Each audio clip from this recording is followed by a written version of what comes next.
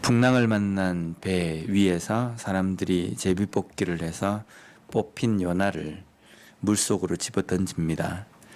집어던지자 그 폭풍우가 거짓말처럼 잠잠하게 되었습니다.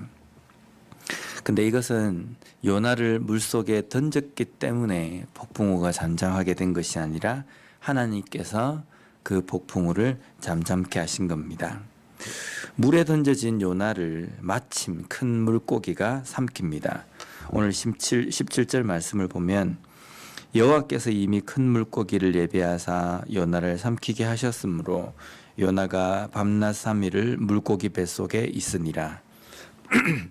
여기 보면 이미 예비하사라는 이 그 단어를 보면 한 지정하다, 명하다라는 뜻이 있습니다.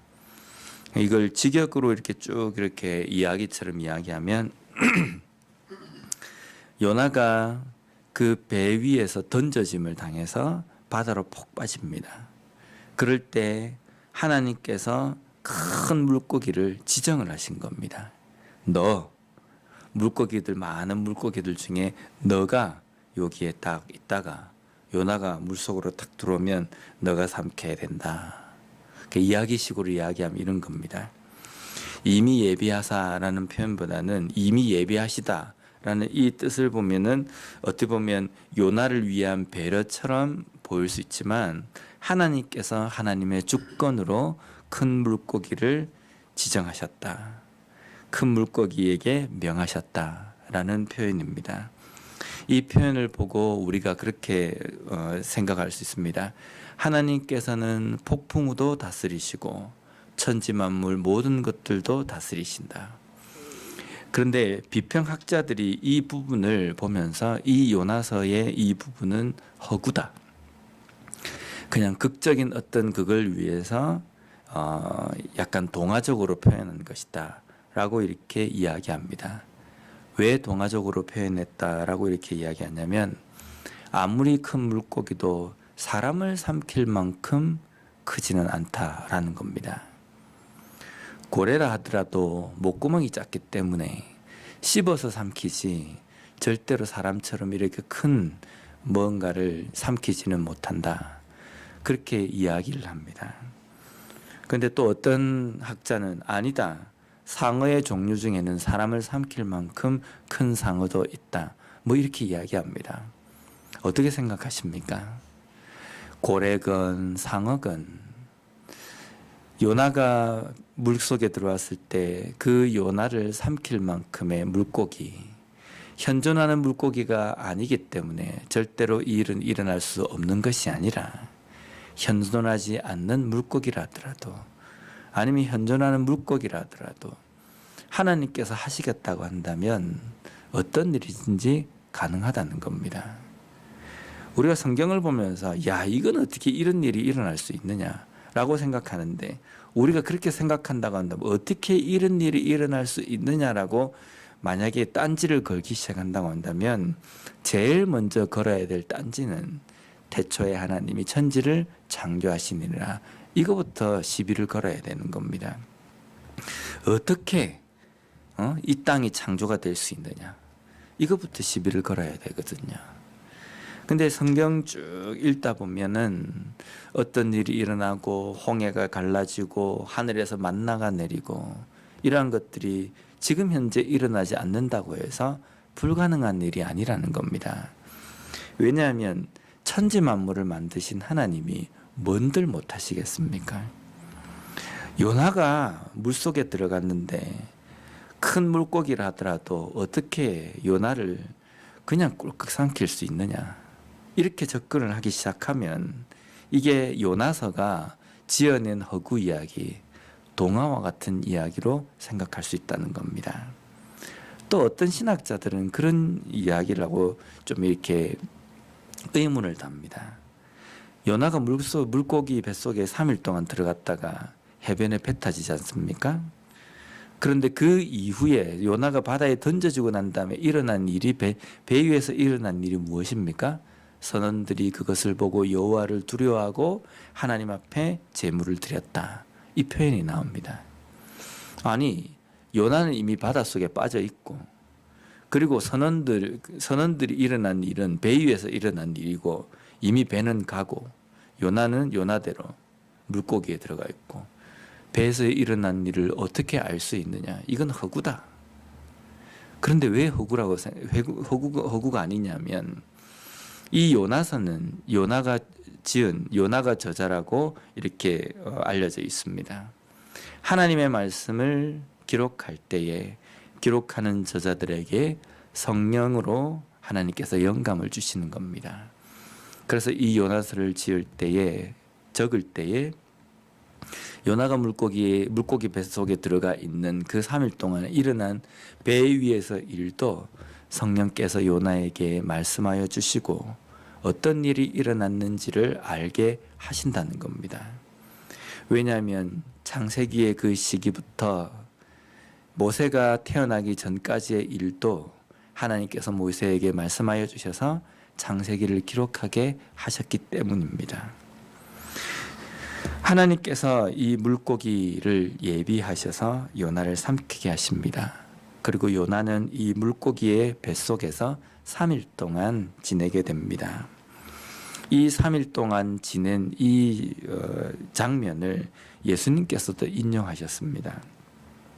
예수님에게 표적을 보여달라고 이야기하는 많은 사람들에게 요나의 표적밖에 보일 것이 없다 라고 말씀하시면서 3일 동안 무덤에 계시다가 부활하실 것을 이 요나의 이 사건을 통해서 예언하셨습니다.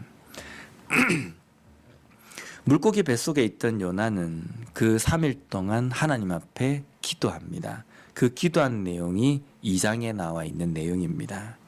그 중에서 2장 2절 말씀을 보면요, 이르되 내가 받는 고난으로 말미암아 여호와께 불러 아뢰었더니 주께서 내게 대답하셨고 내가 수월의 뱃속에서 부르짖었더니 주께서 내 음성을 들으셨나이다. 여기 가만히 보면 내가 받는 고난으로 말미암아 여호와께 불러 아뢰었고 수월의 뱃속에서 부르짖었더니 라고 이렇게 표현이 되어 있습니다. 이것을 여러 가지로 해석이 되는데, 요나가 바다에 빠졌을 때에 그 짧은 순간 이제 내가 죽었구나, 이 캄캄한 이 깊은 바다에 내가 빠져서 내가 이제 죽게 되었구나 라는 그 짧은 순간에 기도하였더니 여호와께서 나의 기도를 들으셨다. 또 스올의 뱃속에서부터 라고 되어 있는 이 스올은 당시의 사람들이 표현할 때에 쉐올이란 히브리어로 지옥, 무덤을 이야기할 때 이 단어를 씁니다.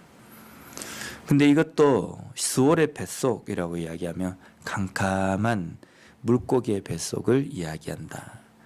물고기 뱃속에 있을 때 야 내가 드디어 살았구나 라는 게 아니라 물고기 뱃속에 있으면 이제 언제 죽을지 모르는 겁니다. 그럴 때에 내가 기도하였더니 주께서 내 음성을 들으셨다. 근데 이 모든 앞에 있는 물에 빠지자마자 이제 내가 죽었구나 라고 생각하고 있는데 물고기를 예비하셔가지고 물고기가 삼키게 하셨다. 그래서 요나가 기도를 열심히 했기 때문에 물고기가 예비되어가지고 요나가 죽지 않았다. 우리가 그렇게 해석할 수 있고 또 요나의 입장에서도 그렇게 생각할 수 있습니다.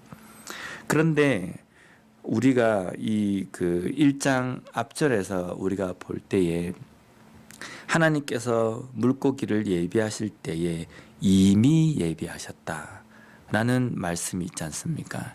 이미 큰 물고기를 예비하셔서 요나를 삼키게 하셨다. 그래서 우리가 생각하고 우리가 기도하고 우리가 행동할 때는 내가 기도했기 때문에 하나님께서 이렇게 이루어 주셨다라고 우리는 깨달을 수 있습니다. 하지만 더 깊이 가보면 하나님께서 이미 우리를 위해서 예비하셨다는 겁니다. 기도하지 않으면 이것을 깨닫지 못합니다. 기도할 때 하나님께서 나를 위해서 이것을 예비하셨구나 라는 것을 깨닫습니다. 기도하지 않으면요, 무엇이 일어나면 우연이다. 어떻게 그때 우연히 이렇게 큰 물고기를 만나게 되었을까? 어떻게 이렇게 우연히 물고기가 나를 토해낼 수 있을까? 이렇게 볼 수밖에 없다는 겁니다. 또 오늘 요나의 기도를 통해서 우리가 깨달을 수 있는 것은 요나는 스월의 뱃속에서 기도하였더니 주께서 내 음성을 들으셨다라고 표현합니다. 요나가 물고기 뱃속을 스월의 뱃속이다, 지옥이다, 무덤 속이다 라고 표현한 것은 아무도 듣지 못하는 곳, 캄캄하고 모든 것이 막혀 있는 곳, 가능성이 없는 곳, 이제 죽게 된 그 상황이기 때문에 그것을 스월의 뱃속이라고 표현한 겁니다. 아무도 도와줄 수 없고 아무도 들을 수 없는 그곳에서 기도하여도 하나님께서는 기도를 들으신다는 겁니다. 주변을 돌아봐도 아무도 나를 도와줄 수 없고 나와 함께하는 사람이 보이지 않는다 할지라도 그 상황 속에서도 하나님은 함께 하신다는 겁니다. 내가 있는 그곳이 무덤 깊숙한 곳이라 할지라도, 오늘 요나의 표현처럼 지옥의 깊숙한 곳이라 할지라도, 물고기의 그 뱃속이라 할지라도, 캄캄해서 아무것도 보이지 않고 그 누구도 나를 도와주러 올 수 없는 상황 속에서도 하나님께서는 나와 함께 하시고 하나님의 백성을 책임져 주시고 하나님의 백성을 인도하신다는 겁니다. 지금 내가 겪고 있는, 내가 있는 이 상황이 요나의 표현처럼 수월의 뱃속과도 같은 곳일지도 모릅니다. 그래서 눈을 들어서 도움을 청하기 위해서 돌아봐도 아무도 보이지 않을 수도 있습니다. 그런데 그 상황 속에서도 나와 함께 하시는 하나님은 하나님의 백성을 책임져 주시고 끝까지 함께 하신다는 겁니다. 그 하나님 앞에 기도하고 그 하나님께 도움을 간구함으로 말미암아 그 자리에 주저앉아 있는 것이 아니라 나를 지켜보시고 나를 돌아보시는 하나님과 함께 이 모든 어려움을 능히 이기며 견뎌내며 하나님의 백성으로서 이 땅의 삶을 살아가는 우리 모두가 되었으면 좋겠습니다. 기도하겠습니다.